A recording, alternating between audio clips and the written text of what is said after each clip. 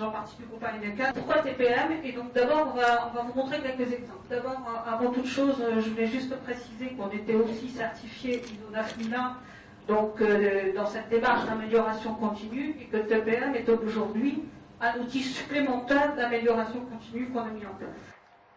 Donc, voilà une usine sous TPM et une usine avant TPM. D'après vous, laquelle des deux organisations de pièces de rechange est efficace? Je crois que ce n'est pas nécessaire de poser la question, c'est visible. Et dans les deux cas, combien de temps vous allez perdre pour trouver les pièces? Ça, c'est une pièce. Alors, je vous rassure, hein, les pièces ne sont pas forcément de chez nous. Hein. Ça sont pas forcément. Ça, c'est une pièce gérée par TPM. Et ça, c'est une pièce normale qu'on trouve malheureusement dans beaucoup d'usines, gérée normalement par la maintenance courante. Ça, c'est une machine TPM. Et ça, c'est une machine non TPM. Là, c'est essentiellement le volet sécurité qui est mis en avant. Donc, en fait, TPM, c'est quoi? C'est vraiment réduire la non-valeur ajoutée. Aujourd'hui, donc, quand vous vendez un produit, bon, la marge, on l'a symbolisée par 50%, mais c'est rarement 50% pour un produit, malheureusement. Donc, le prix que le client va payer, c'est ça. Donc, la valeur ajoutée que l'entreprise va emmener, et puis la non-valeur ajoutée. Et aujourd'hui, il n'est plus d'accord pour payer la non-valeur ajoutée, le client. Et de moins en moins. Et qu'est-ce que c'est la non-valeur ajoutée? C'est donc toutes les pertes en main-d'œuvre, en énergie, en matériaux et en machines.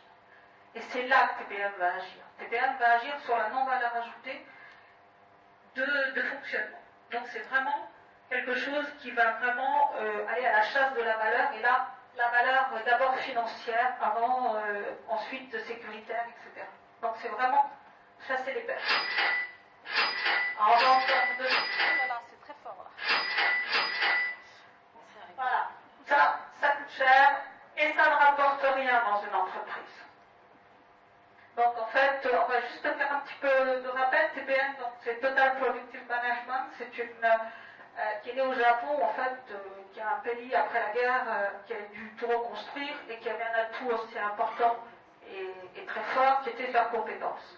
Donc l'idée en fait de travailler plus intelligemment et surtout à travers des équipes d'amélioration. Et c'est comme ça aujourd'hui qu'on gère TPM. C'est un programme qui vise à l'élimination de pertes à travers des participations actives des employés. Donc c'est pas forcément monsieur des bacs plus 10, justement, c'est souvent des bacs moins 10 qui donnent des idées. Et on reparle du trésor de tout à l'heure, en fait, les pertes, c'est des opportunités. Et ces opportunités, c'est vraiment un trésor caché dans l'entreprise. Et ça, il n'y a que les salariés qui peuvent nous le remonter, puisque c'est eux qui sont tous les jours, devant la machine.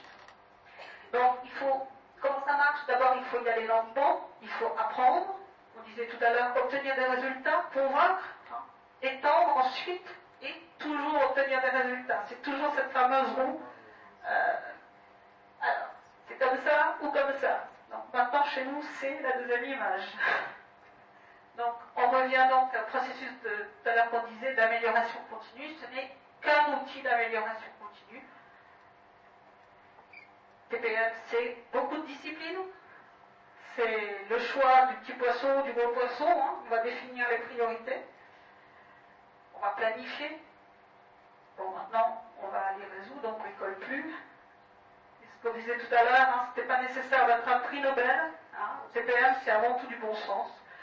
Et vraiment, on le voit tous les jours chez nous. Donc, je pense que c'est simple, si on va tous dans le même sens, c'est le succès.